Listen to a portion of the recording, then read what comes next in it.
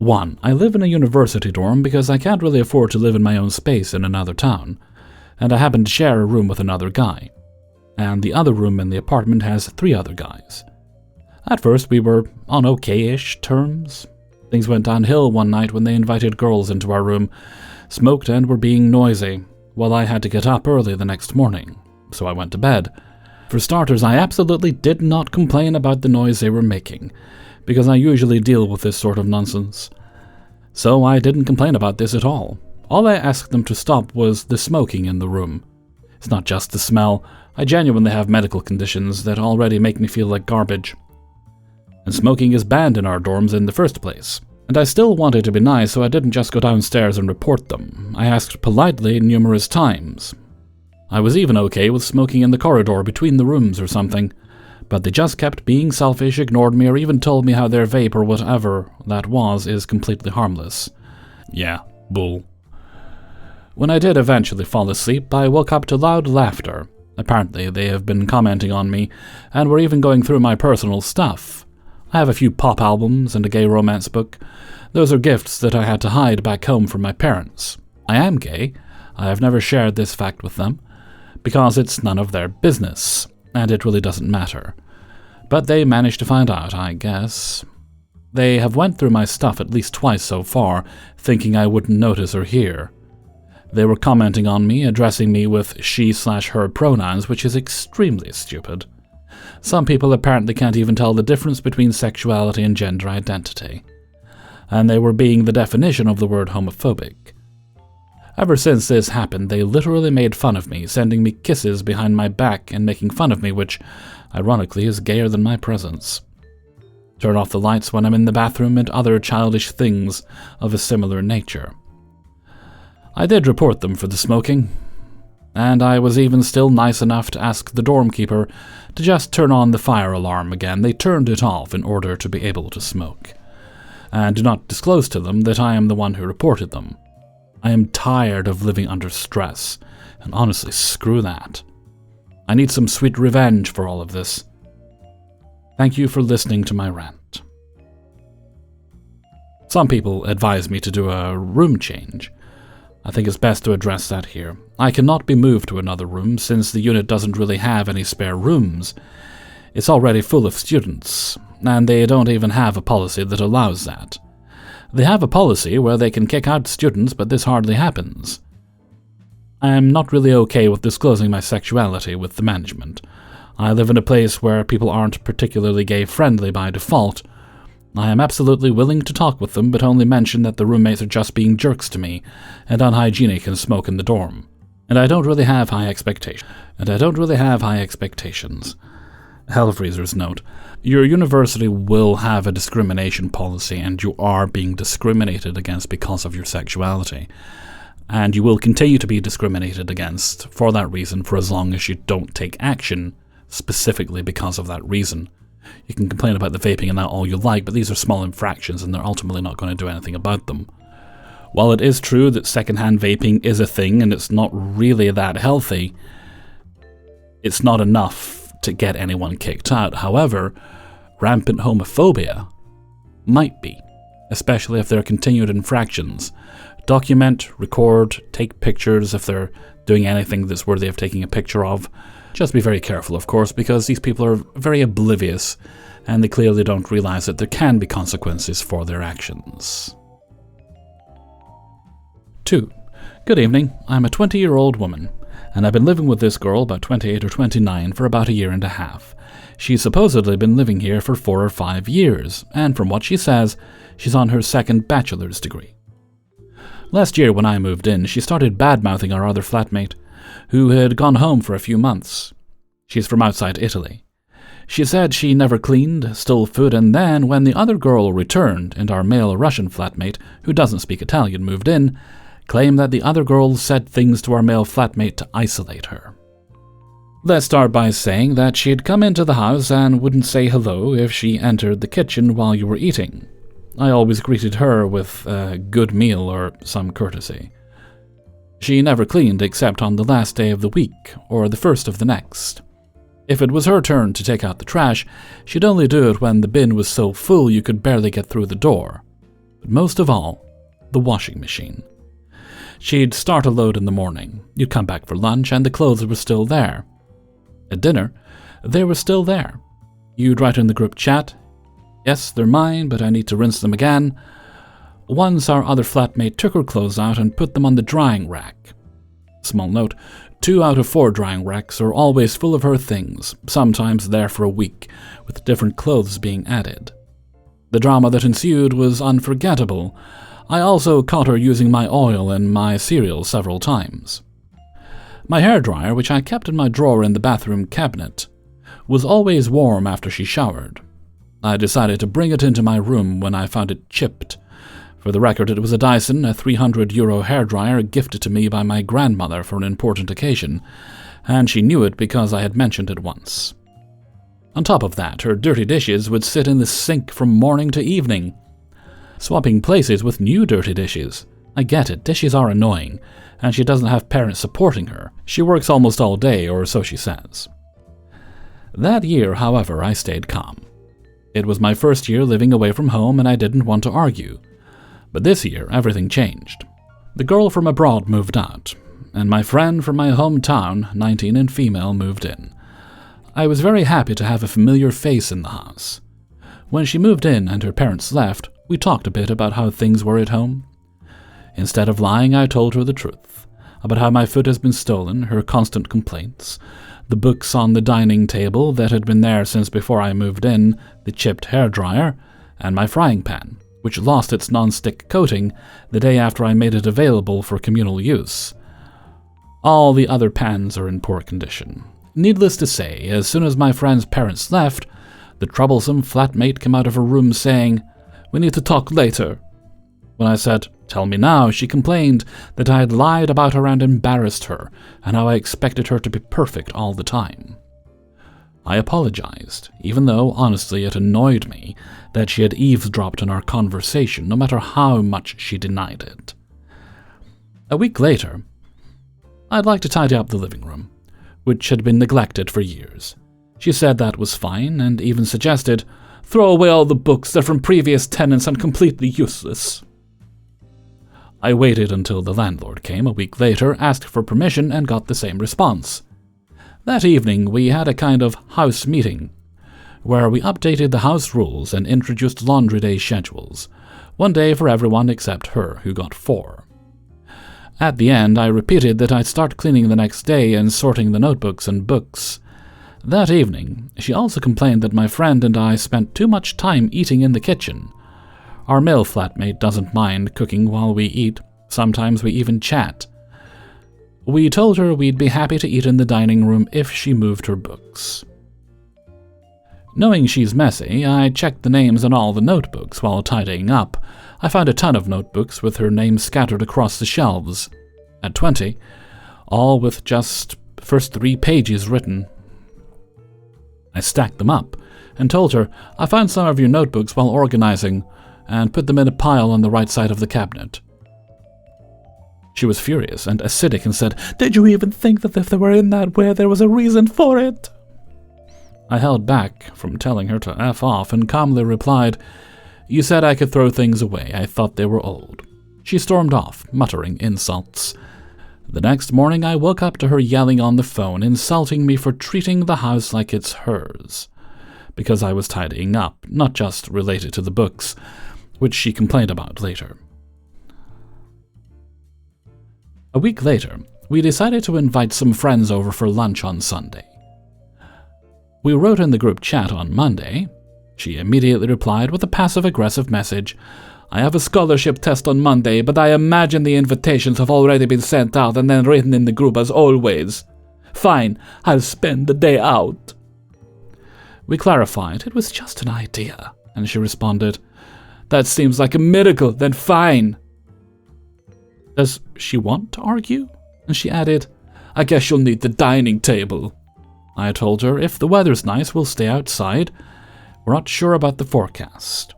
She snapped back, saying it annoyed her to move her stuff because even though it looks like it's thrown there, there's an order to it. And I'll have to deal with others too. Now the tipping point. That day, my friend and I came home from lunch. The lighter for the stove had disappeared. I wrote in group. She was in her room on the phone ignoring us. I burned my fingers trying to use a cigarette lighter to cook. When we were about to leave, she came to the kitchen and put the lighter back in its place.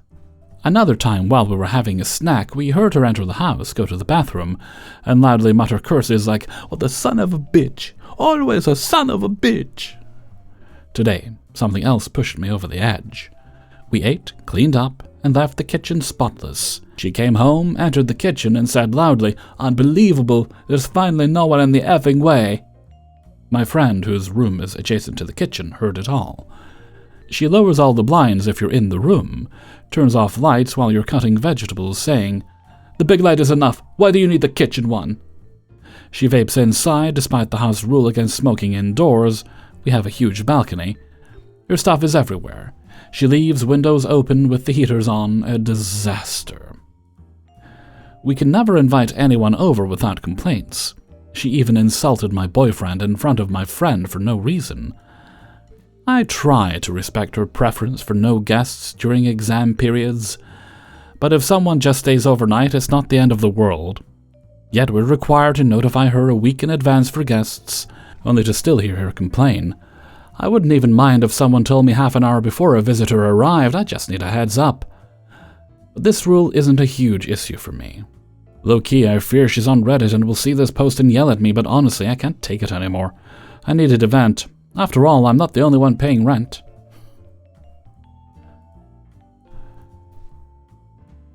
Part 2. Well, we managed to have lunch in the end, but now her books are in 2 smaller piles next to the big one. I've stopped arguing about it. The drying racks, still 2 half empty, but let's move on to the fun stuff. Fall has arrived, and the radiators are on. Even after lunch, when we open the windows, they leave them on, just wasting energy. Who cares about the bill? Not her, that's for sure. If I happen to notice and turn off the radiator or close the window, don't worry. Our captain comes back 5 minutes later to put everything back in place. We are now officially in the selective mutism period. Crossing paths at home and greeting each other is so last century. Now it's all dirty looks and sighs in the new era. Remember the rules about inviting people from our sergeant? Guess who is exempt, of course. It's the person who invites their cousin for lunch. A cousin who will stay for 2 days, and whose parents she doesn't even know. What a big, united family. Strangely enough, I would have preferred that the cousins stay, since those days were peaceful and apparently we had become a bit retro, responding to greetings with brief exchanges of words. Now comes the most crucial moment in recent times, the night of the American elections. My friend and I were sitting on the couch. We closed the door to the bedroom corridor, volume low, doing everything to not disturb. It's 1 a.m. She opens the door, bangs the dishes, runs the water at about 200 kilometers an hour. The water pressure skyrockets. Whatever, okay. She goes back to her room. Doors open everywhere, lights still on, and the windows open with the radiators blasting full power. But we could never expect what would happen in 2 hours. The scene repeats itself, this time with the smell of e-cigarettes and some strange unidentified black things in the damp. Well, at least they were in the trash, I guess. Days go by, and I hear her screaming on the phone from her room next to mine, complaining about me and my friend. In her complaints, I hear this phrase that is almost mystical, truly magical. Remember how she complained about us eating in the kitchen? Now that we've curiously, or rather miraculously, freed up the dining table, we eat there. The phrase in question is, "But then, huge curses, they eat on the table, and it's full of crumbs." I should point out that we make sure to remove all the crumbs. In addition to the crumbs on the table, she complains about the countertop being full of flour. During that period, I had started baking bread at home, which I had put on a plate next to the microwave when it's out of the oven. Unfortunately, I find it hard to believe the countertop was full of flour because I always clean it before and after with a degreaser and a microfiber cloth. Or at least I wipe it down every time. I was away for a weekend. My friend decides to go out. She writes in the apartment group that While going down the stairs, she was stopped by one of the tenants from the floor below. She was stopped because the man was annoyed by a bike left in the middle of the hallway. A bike that belongs to one of us. Of course, who else could it belong to but the marshal? She sends a message in the group notifying about the bike because she didn't even know whose it was. The message received only one wonderful, profound, and poetic, so poetic that even Pascoli can't compete, response. Thumbs down emoji. So now for something disgusting, revolting. Since she cooks this strange yellow mush, I don't even trust her cleaning, which happens anywhere between 12 and 48 hours after the meal. I tend to clean pots and pans before and after use. Even though, even after I cleaned it, something happened. The chicken turned yellow. Various events later, let's get to today. My friend and I return home with the shopping. She's eating, I greet her. She ignores me. I start putting vegetables in the fridge, and she stops me and starts this exchange. You and your friend need to buy less food. Eh? Yes, because the fridge is overloaded. There are too many things. Well, I don't think it's that much. Our 2 shelves are almost full horizontally, but vertically, they're almost empty. Empty, sure. There were a lot of bottles. Well, okay. She finishes eating and leaves. I go to the kitchen. I open the fridge. The temperature dial was 0 out of 6. She had turned off the fridge. A bunch of things went bad, my yogurt and my friend's cream cheese, but of course, it's none of her business. She made her complaints. Also this week, it's her turn for the trash, and needless to say, the bags are always full at the entrance. The funny thing is that someone even recognized her behavior from my first post. She is apparently known for her craziness. 3. I'm 24 years old, and my horrific 25-year-old roommate finally left today. We helped them move into our basement. We are renting to own, so not technically our house, but it's our house. In the spring, to help them escape their abusive family member. We were best friends. I would get calls daily of them bawling and telling me how awful it was there. Their mom is a hoarder, so their house was always a wreck. No judgment, but it was really bad. Like rotting food, a lot of animals, cat pee everywhere. The house was falling apart. Finally, one day I get a call that they're getting kicked out and need a place to stay. I'd already discussed it with my now husband, and since our previous roommate was wanting to move in with his girlfriend, the timing worked out okay. Our last roommate offered to pay the first month's rent for them, even though he wouldn't be living there, just as a favor to our friend. It's super cheap rent for our area and the size. We did all of her move-in, furniture, animals, everything in a few days. I bought her furniture and things for her cats to make it more comfortable for her. I covered groceries for, honestly, most of the time she's been here, and all household items, detergent, cleaning supplies, etc. She was really anxious about the move and kept talking about what bad experiences she's had living with other people. Red flag in retrospect. And reiterated over and over that communication was the most important thing to her, that she was scared we would let things build up and resent her.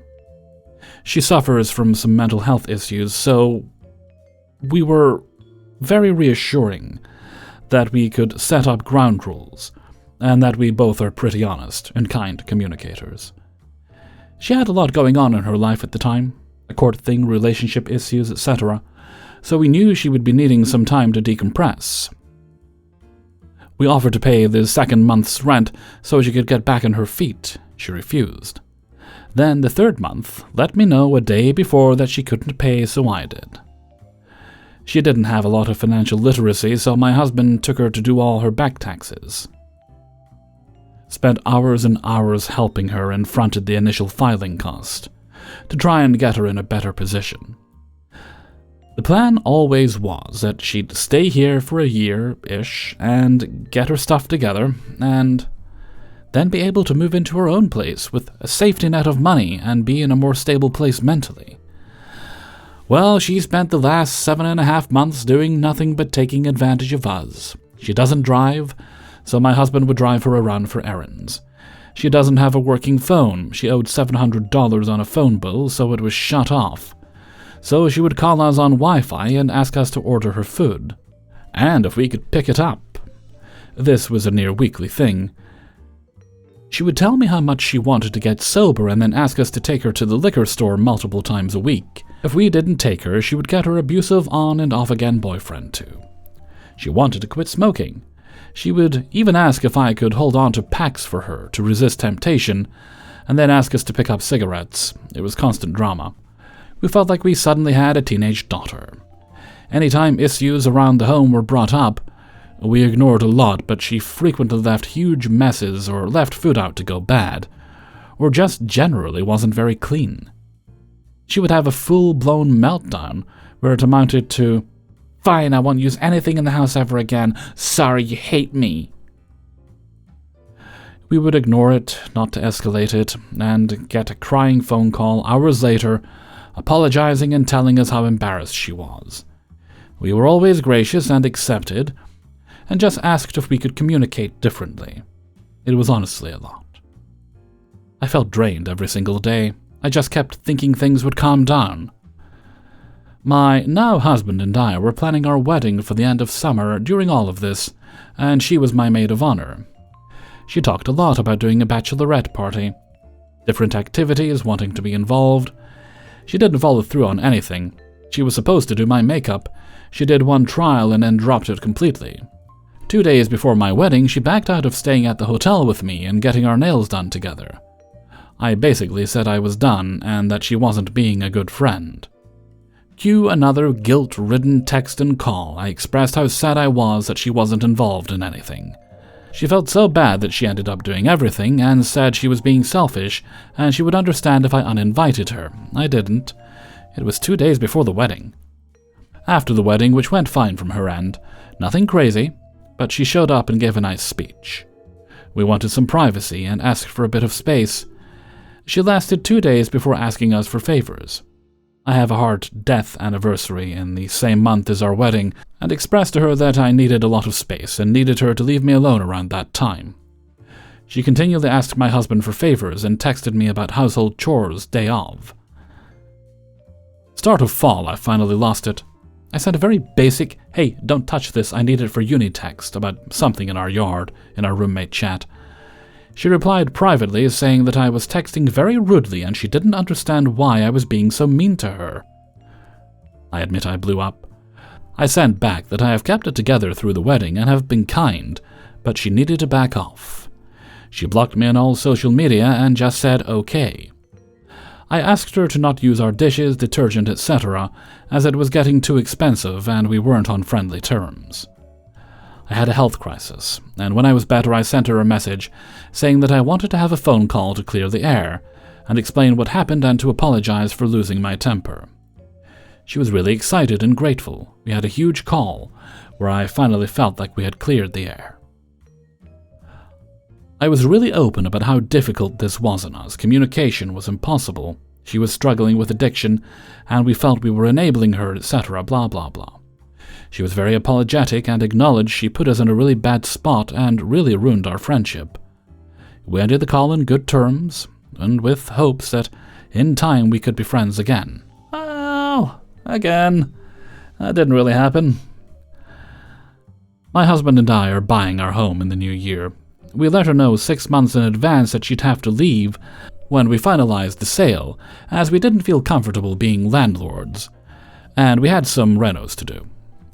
She was grateful for the heads up, told us not to worry about it. Last month, a couple of days before rent was due, she tells us she's moving out. She doesn't want to move in the winter. We say, okay, no problem, you need to pay half your rent for next month because this is short notice. She acts like this is a big favor to us, that she won't need 2 weeks to get out. We knew she was lying. She wasn't completely out until 4 p.m. today, and the place is an absolute wreck. We have to replace all the carpet. There is massive staining everywhere. Her cat's knocked over a coffee pot, and she had obviously left it there for weeks. She rented a carpet cleaner, and it is still disgusting. She asked for my husband's help moving yesterday because her friend's truck broke and couldn't help her. She asked this 3 hours before he had to leave for work. He helped her because he didn't think she'd get out on time otherwise. He is way too nice, and is still speaking kindly to her at this point. I've given up and haven't been saying much of anything. Whatever. It is what it is. The real kicker is, she had her mom come to stand and intimidate my husband while he did the final walkthrough. She wouldn't speak to him, and just stared in the doorway. My roommate tells my husband she has to run some garbage out, the mom goes with her, and they just take off before he's even finished checking everything. She's now moved back in with her mom, and everything is exactly the same as it was 7.5 months ago, except my house is ruined. I've lost a friendship, and I've wasted countless hours and dollars trying to help someone that obviously can't be helped. I would be less angry if she'd at least moved out on her own, or figured out her addiction issues, or literally made any improvement. Even if she walked away and we weren't friends anymore, at least it wouldn't feel like a complete waste. Hellfreezer's note. I know right now it feels like you've lost a friend, but you've really just got rid of someone who was using you. And I'm sorry that it was such a costly and traumatic experience to realize that, but this person will not be able to take advantage of you in the future. They may try, but I'm sure as far as you're concerned, that door is very firmly closed. And that is the healthy thing to do. You have to impose your boundaries and stick to them, which I'm certain you will in this situation, because you've been very burned by this person. You can try as hard as you can to help someone, but you can't force them. Some people just don't want to be helped, or they'll say they do, but they never listen, because they're just telling you what they think you want to hear to maintain the status quo and keep everyone happy for as long as they can. 4. I'm reaching out because I'm hoping for some advice for handling a situation with my current roommates. My partner, 28 female, and I, 31 female, are currently sharing rent with 3 other friends, 27 male, 28 female, and 25 female, in a 5-bedroom house that we are renting from one of my roommates' parents. We each have our own separate rooms and bathrooms, so we all have our own private spaces for our things. However, the large common area, living room and kitchen, is constantly dirty in some way, and it seems to be primarily stemming from the only man in the household. He has a severe addiction to soda, and there are constantly cans, half empty, full, etc., scattered throughout the common area. The cans get stacked onto the counters and make it very difficult to do dishes, and it gets very overwhelming when you're trying to cook. His girlfriend is a strong advocate for recycling, which I'm all for, but the cans need to be rinsed and dried before being tossed to the recycle bin. Her boyfriend does not do any of that and consistently blames his ADHD for it, even though the rest of us in the household all have various forms of ADHD and bad mental health issues, and can generally keep our respective messes separate from the common area. What usually ends up happening is that his girlfriend or his best friend, the 25-year-old woman, usually get fed up with the mess and end up cleaning it for him when it gets in the way enough. Both he and his girlfriend work full-time and often overtime, but then this means he doesn't clean up his own mess when he gets home and leaves it for someone else to do.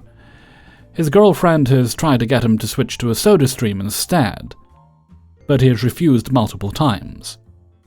He also has been pushing back about seeking medication and therapy due to past experiences, which I understand, but he then spends time on TikTok and uses info from that to prop up how bad his ADHD is.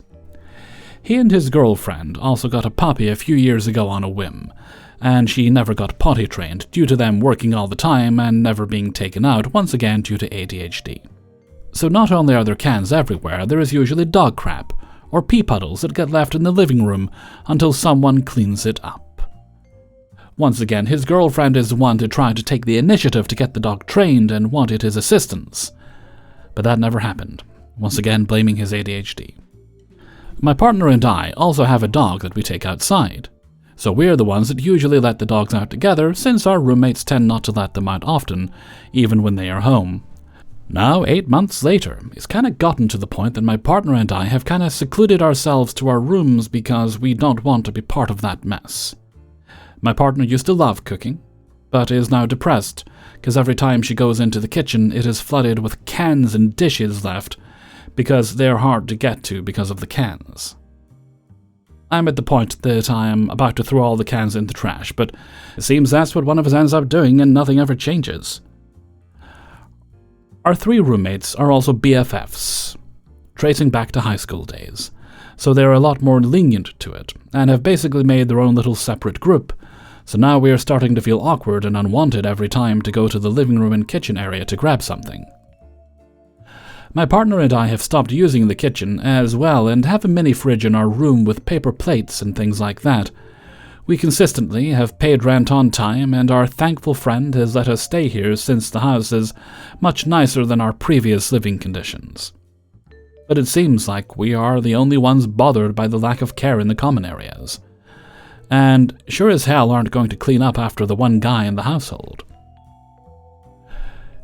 It's really taking a toll on both of our mental healths, due to being isolated and the lack of caring from people we thought were friends. We try to bring up solutions like tossing glass and cans in the trash, but then we get shut down because it's not recycling, so the mess stays. It feels to me they're both acting as mothers to this grown man, and it's driving me insane. We all struggle with bad mental health in the household, and I'm not sure why everyone is so worried about offending him by trying to help offer solutions in a non-confronting way. At this point, we feel very unwelcome and unable to use half the house. We would try to move, but apartments are expensive, and we're trying to pay off debts currently. Any advice would be greatly appreciated. Hellfreezer's note. Well, one thing I can suggest for the mess in the kitchen is you can get little bins small enough to go into a kitchen. Sometimes it's a unit of 3, sometimes they're separate and they go together, that are made for recycling, so the recycling should go in that and not be left on the counter. Also, soda cans don't really need to be rinsed out if you're recycling them, just empty them out is all they need to do. So do that, then toss them in the recycling. With jars and things, people are advised to empty them out and rinse them, but even then, you don't need to be super thorough about it. Just a quick rinse, that's all you need to do. Hell, you could even just rinse them in the dirty water in the sink while you're doing your dishes. But Mr. Manchild there, and that is what he is, he needs to be buying those recycling bins I mentioned, or something like that. You might want to try getting the 2 women in the house on your side, because he's definitely using his friendship and romantic relationship with one of them to get his way and enable his bad behaviors. 5. I, a 28-year-old woman, and my husband, 27, have a house. About 3 years ago, my husband's brother, 31 years old, moved in with us. This was supposed to be for about 3 months while he found a new place to stay after his lease was due, but it became a permanent thing. When we first moved in, he would help around the house a bit with dishes, as I cook for everyone, and he had a good job and was able to pay his rent, which was very low with everything included, even tissue, laundry detergent, food. Fast forward to last year, he lost his job but got on unemployment. The first 2 months set us behind as he didn't pay rent. I had to borrow $1,300, and he paid it back in smaller payments. Since it set me behind, I had to basically use the money he would give me to keep making ends meet, and was not able to pay the money back to my dad, who let me borrow it. A few months into unemployment, he ran out, and we had to pay his way for 8 months. Now he has family, so we felt bad telling him to leave, especially because he doesn't have anyone to rely on. We moved to a new home the end of August. He didn't put any money to help with the down payment and stuff, which was a little over $5,000. But he did get a job the day we were moving. We had to do most of the moving without his help, as he was at the new job. He promised to give us most of his checks at first since we'd been taking care of him. He won't even wash the dishes once a week.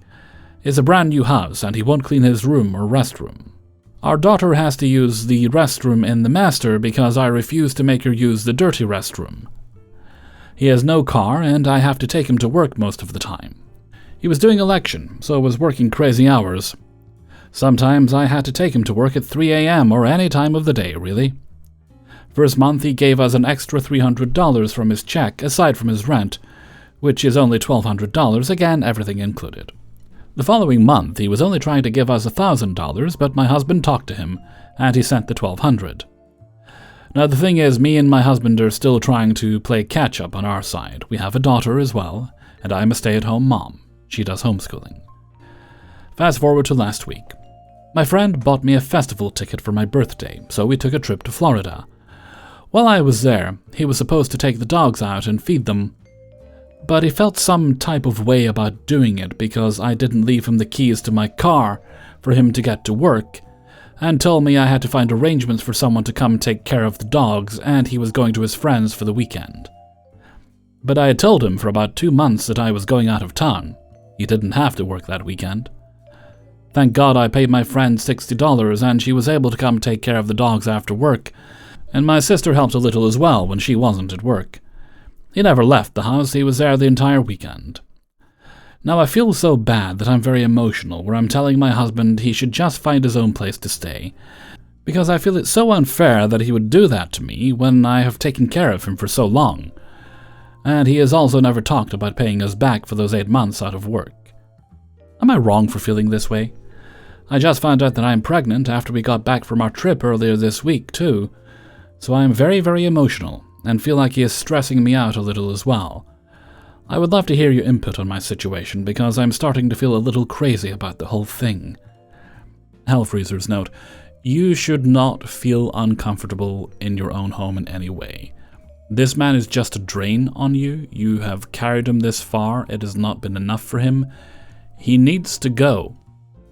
Family doesn't mean anything when they're draining you.